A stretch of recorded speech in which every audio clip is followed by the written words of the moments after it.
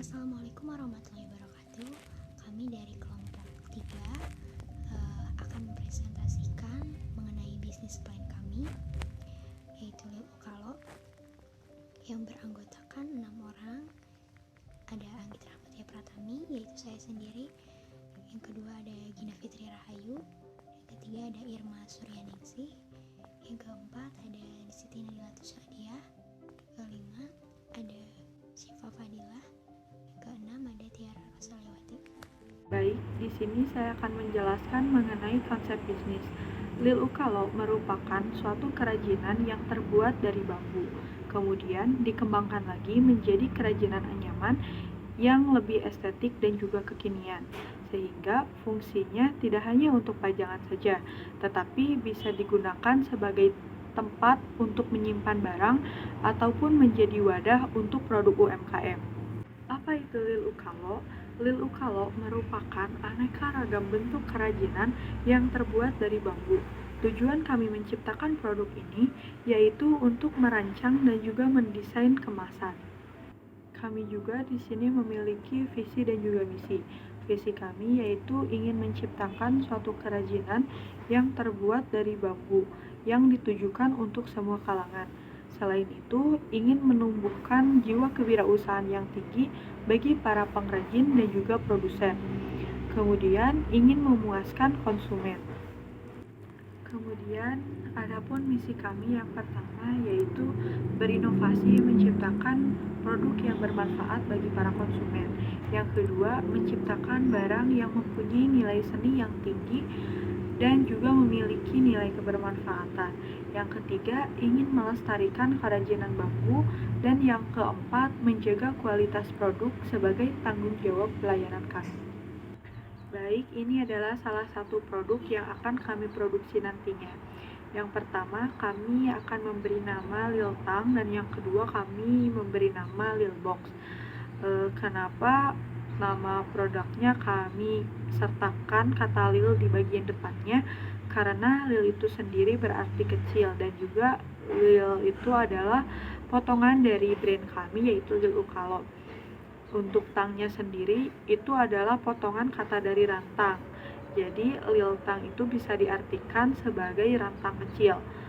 Kemudian Lil Box juga sama, Lilnya kami ambil dari nama depan brand kami yaitu Lil Ukalo, dan boxnya itu diambil karena bentuknya menyerupai box. Nah, ini adalah referensi pemakaian dari Lil Tang. Kemudian ini referensi pemakaian dari Lil Box. Baik, saya akan menjelaskan dari makna logo Lil Ukalo. Yang pertama, mengapa bentuk logo tersebut bulat?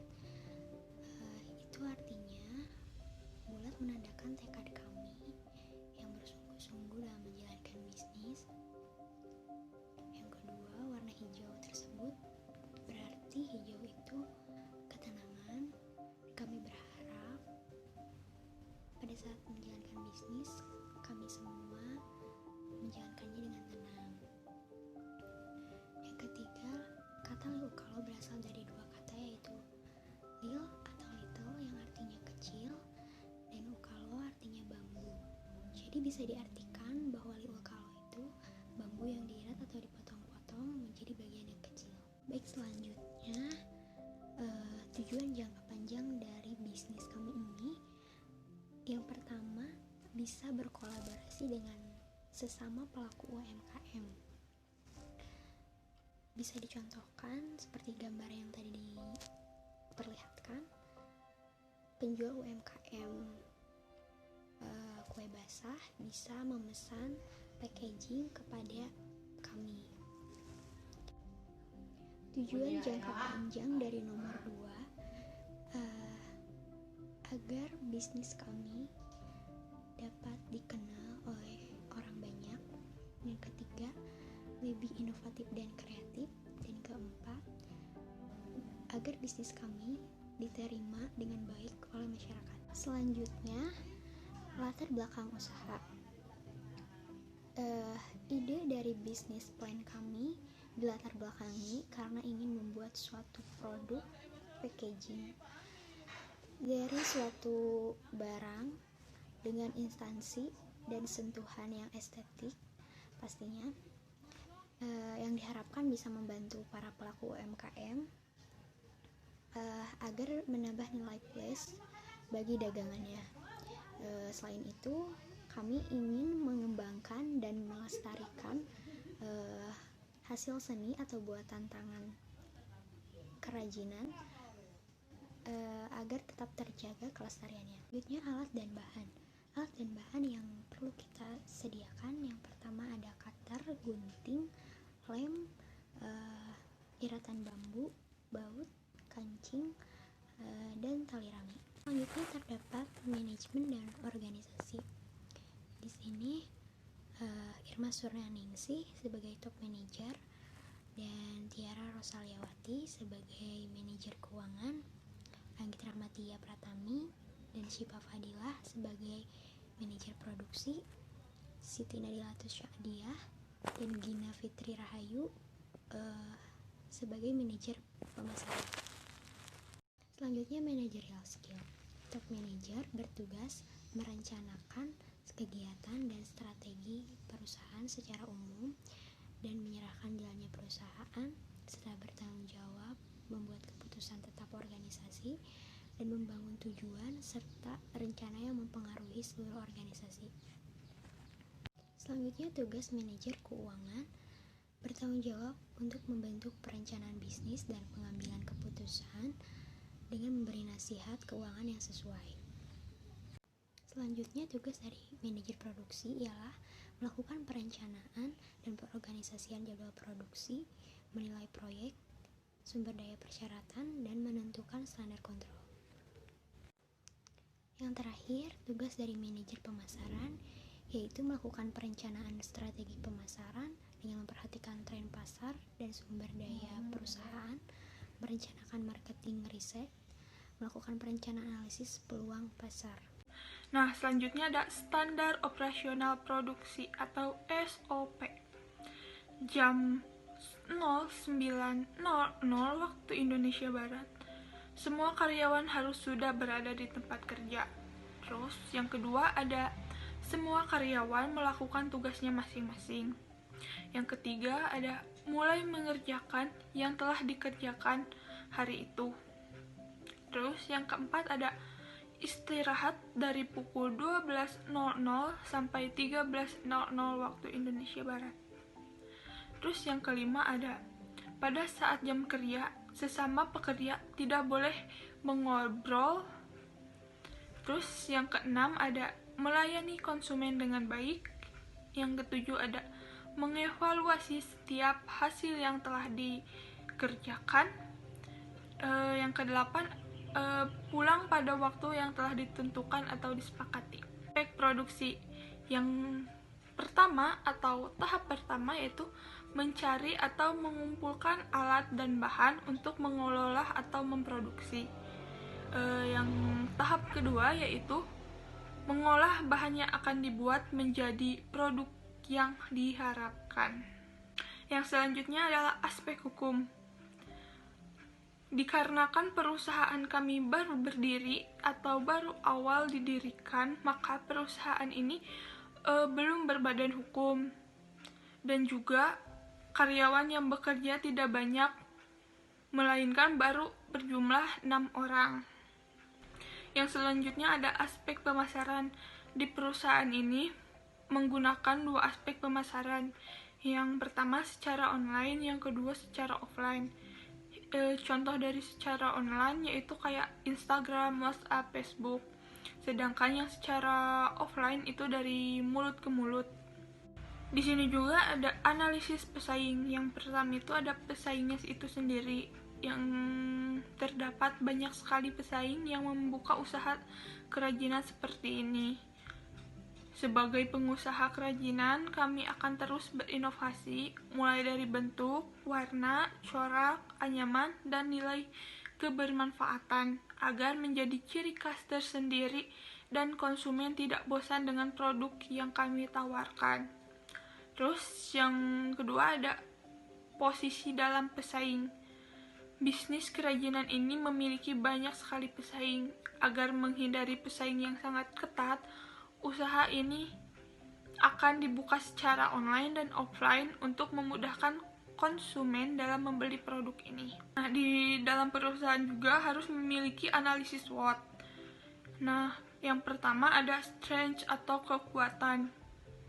Nah, kekuatan dalam perusahaan ini mencakup unik dan menarik, ramah terhadap lingkungan, memiliki nilai seni yang lebih, terus sebagai tempat atau wadah untuk packaging agar memiliki nilai lebih dalam menjual satu produk.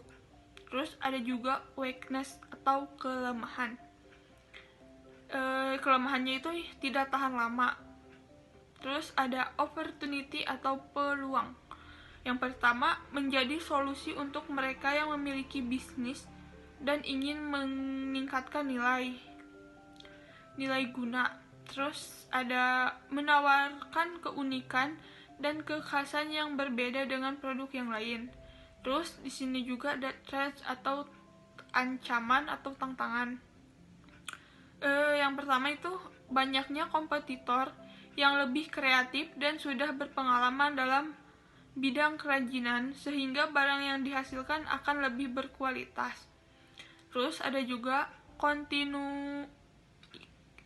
kontinuitas bahan baku bambu yang tidak dapat dipastikan.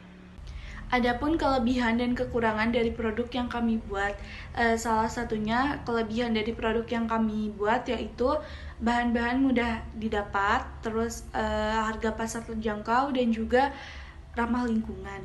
Kemudian ada kekurangannya dari produk yang kami buat yaitu daya saing yang besar dengan pengrajin yang lain dan juga sangat mudah untuk dilakukan penyerangan oleh rayap dan juga serangga.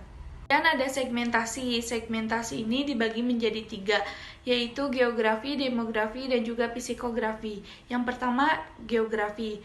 Negara. Lil Ukalo ini belum tersedia untuk pengiriman antar negara karena jarak yang sangat jauh dan juga ongkos yang lumayan mahal. Kemudian ada provinsi. Lil Ukalo ini belum tersedia untuk pengiriman antar provinsi. Kemudian ada kota. Konsumen dapat menggunakan produk ini dan dapat melakukan pemesanan hanya untuk wilayah sekitar Tasikmalaya. Kemudian desa. Kami akan mengembangkan Lil Ukalo ini agar penjualannya dapat menjangkau hingga ke pedesaan. Kemudian yang terakhir ada dusun. Kami akan mengembangkan Lil Ukalo ini agar penjualannya dapat menjangkau hingga ke dusun. Kemudian ada demografi. Demografi berdasarkan usia.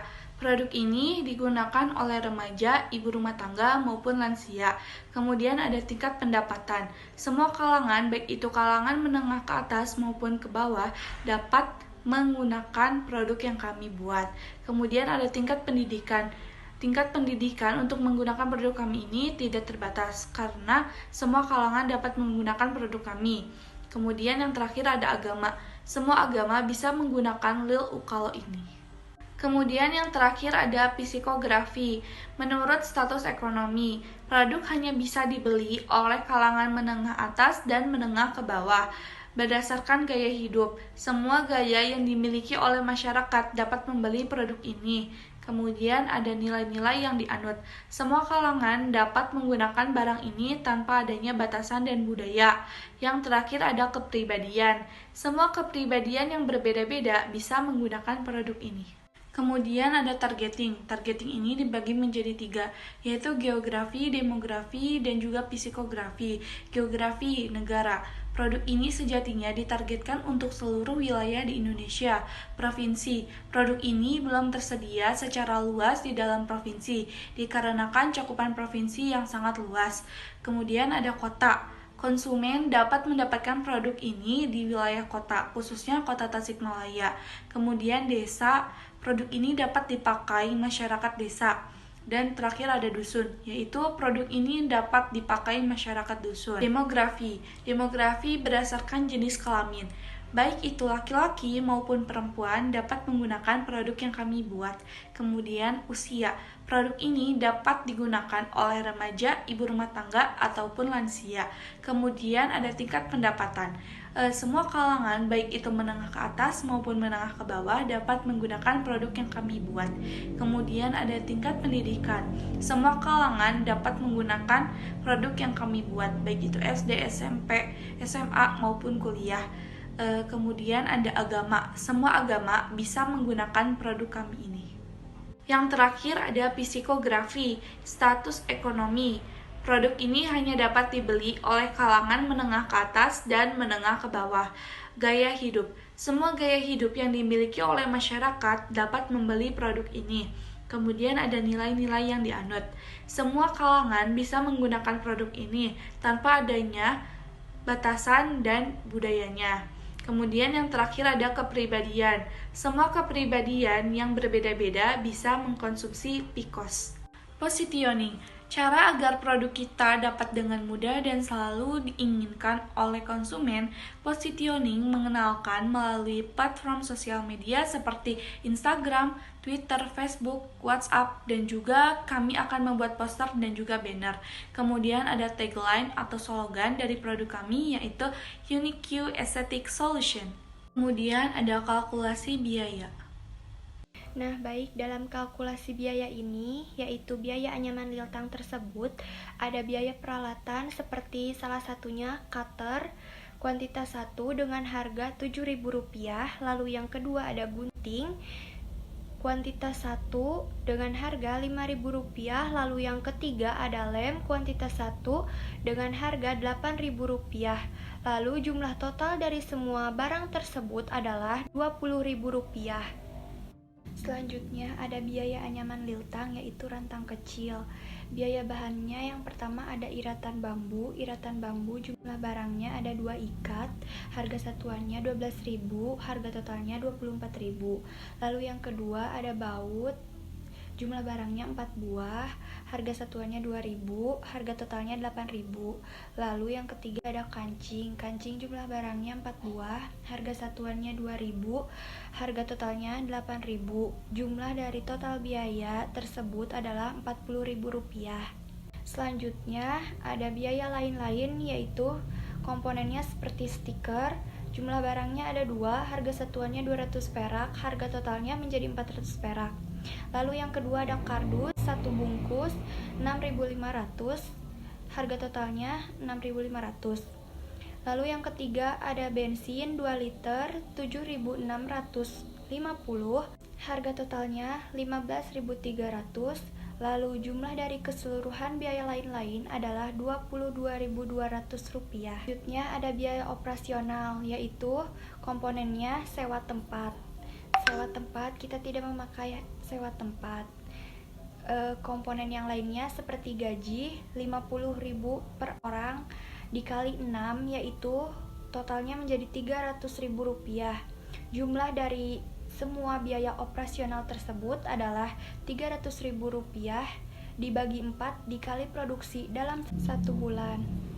Selanjutnya ada biaya produksi ditambah biaya pendukung dibagi kuantitas barang yang dihasilkan oleh HPP, yaitu Rp40.000 ditambah Rp22.200 dibagi 2 sama dengan Rp31.100. Lalu selanjutnya ada HPP ditambah margin harga penjualan, yaitu Rp31.100 ditambah 30% dikali Rp31.100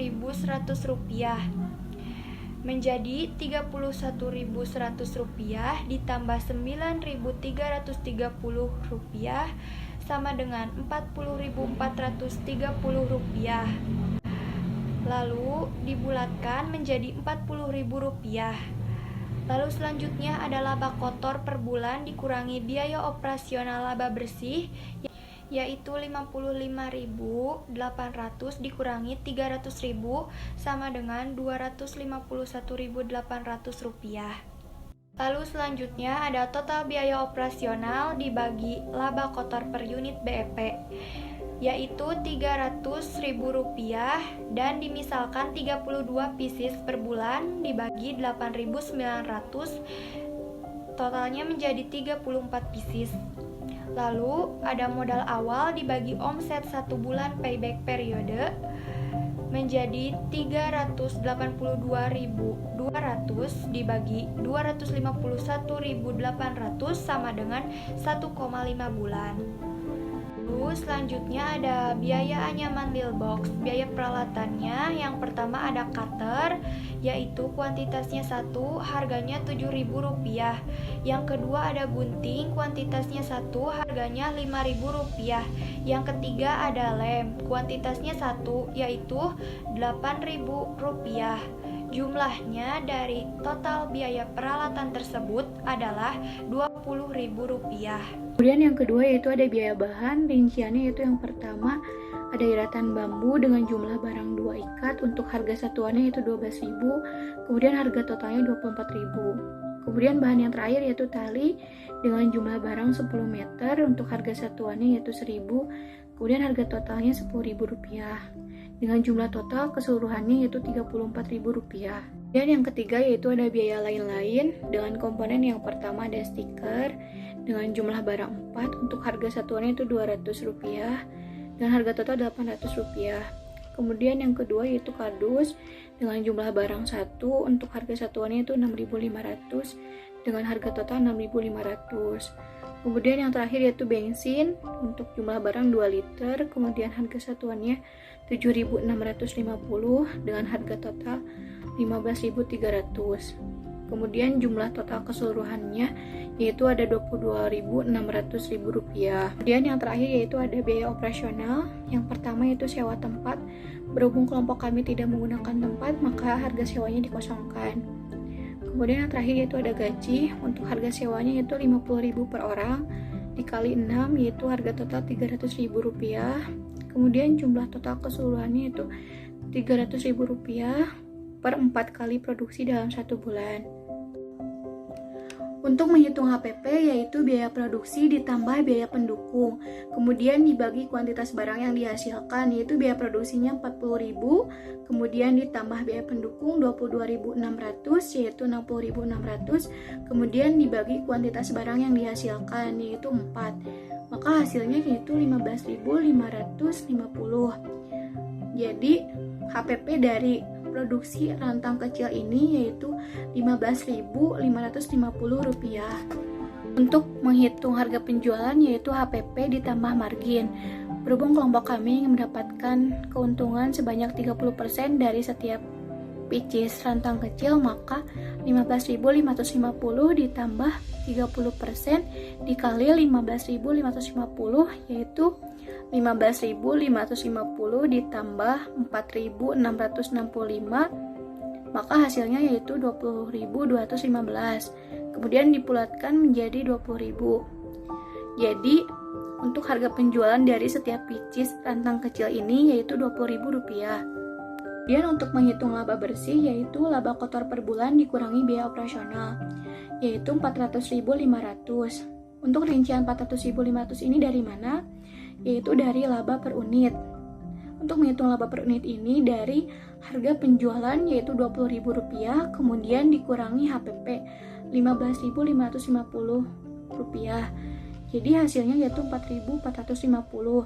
Maka laba per unitnya yaitu Rp4.450. Berhubung kelompok kami menghasilkan 60 pieces rantang kecil dalam setiap bulannya, maka laba per unit tadi yaitu Rp4.450 dikali 60, kemudian ditambah laba per unit tadi dikali per bulan yaitu dikali 30 hari, maka hasilnya yaitu Rp267.000 ditambah Rp133.500, maka hasilnya yaitu Rp400.500. Kemudian dikurangi biaya operasional yaitu Rp300.000, kemudian hasil akhirnya yaitu Rp100.500. Jadi laba bersih dari produksi rantang kecil ini yaitu Rp100.500. Kemudian untuk mencari BEP yaitu total biaya operasional dibagi laba kotor per unit.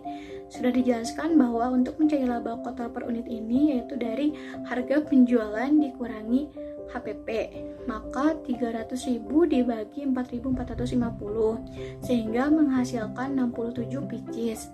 Kemudian untuk mencari payback periode yaitu modal awal dibagi omset 1 bulan, yaitu modal awal dari keseluruhan yaitu 376.600, kemudian dibagi omset 1 bulan atau laba bersih yaitu 100.500, sehingga hasilnya yaitu 3,7 bulan. Maka untuk balik modal dalam produksi rantang kecil ini membutuhkan waktu selama 3,7 bulan. Selanjutnya bisnis model kanvas. Brand kami bernamakan Lil Ukilo. Nah, key partnernya adalah pelaku usaha makanan ringan, pelaku usaha kue kering, toko kerajinan, dan toko oleh-oleh. Key activities yaitu marketing seperti Instagram, brosur, Facebook, pamflet, dan brosur. Lalu yang kedua ada pengolah keuangan. Lalu selanjutnya ada distribusi. Selanjutnya ada produksi. Lalu key research yaitu yang pertama ada tenaga kerja, yang kedua ada peralatan, yang ketiga ada bambu, yang keempat ada transportasi, yang kelima ada alat-alat, yang keenam ada pemeliharaan. Lalu yang selanjutnya ada value proposition, yaitu yang pertama ada menjaga kualitas produksi, yang kedua ada harga terjangkau, yang ketiga ada kerajinan dengan model kekinian, yang selanjutnya ada pelayanan di sosial media dengan respon cepat, lalu ada bisa langsung melihat pembuatannya, lalu yang selanjutnya adalah kerajinan yang memiliki fungsi sebagai tempat untuk packaging suatu produk yang memiliki nilai seni yang tinggi. Selanjutnya adalah customer relationship, yaitu ada meningkatkan komunikasi dengan pelanggan. Yang kedua ada meminta feedback kepada customer. Lalu yang ketiga ada memberikan hadiah kepada pelanggan yang setia, seperti memberikan voucher diskon bagi pelanggan yang setia. Lalu yang terakhir selalu mengatasi keluhan para pelanggan. Channelnya terdiri dari ada marketing seperti Instagram, brosur, Facebook, pamflet, dan juga brosur. Yang kedua ada sosial media, yang ketiga ada word of mouth. Lalu ada lagi customer segment. Customer segment yaitu penggemar kerajinan dari bambu, lalu ibu-ibu rumah tangga, customer sesama pelaku usaha, lalu remaja hingga orang-orang dewasa. Lalu selanjutnya ada cost struktur. Cost struktur terdiri dari gaji pegawai, biaya marketing, biaya produksi, biaya distribusi, dan juga biaya transportasi. Lalu selanjutnya ada revenue stream, yaitu aset sales seperti penjualan produk, dan yang terakhir ada produk.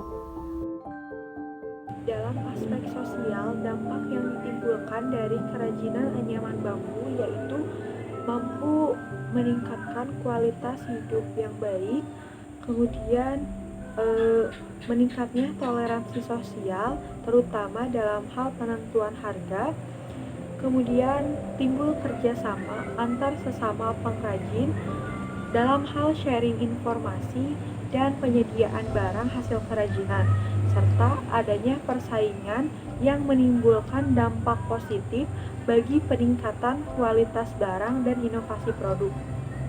Dalam aspek ekonomi, dampak yang ditimbulkan dari kerajinan anyaman bambu ini yaitu mampu meningkatkan PDB atau produk domestik bruto. Dalam usaha kerajinan anyaman bambu ini tidak menimbulkan dampak yang besar terhadap pencemaran lingkungan di masyarakat, dikarenakan bahan-bahan yang kami gunakan yaitu bahan alami yang tidak mengandung zat kimia, serta usaha yang kami jalankan ini bersifat ramah lingkungan. Jadi, kesimpulannya adalah Lil Ukalo adalah produk kerajinan anyaman yang berbahan dasar bambu dengan berbagai macam bentuk yang bervariasi dan multifungsi. Hal inilah yang akan menarik minat konsumen karena kerajinan yang terbuat dari bambu ini selain unik juga memiliki nilai seni yang tinggi dan harganya pun terjangkau, serta kerajinan ini memiliki kualitas baik. Selain itu juga, Lil Ukalo juga hadir untuk memberikan solusi pada UMKM dalam mengemas produknya agar memiliki nilai jual yang tinggi. Nah, Sekian presentasi dari kelompok 3. Jika ada salah-salah kata, kami mohon maaf. Sekian dari kami. Wassalamualaikum warahmatullahi wabarakatuh. Dan juga bila rekan-rekan sekalian, ya, jika ada yang ingin ditanyakan, maka pertanyaan ditulis di kolom komentar. Terima kasih.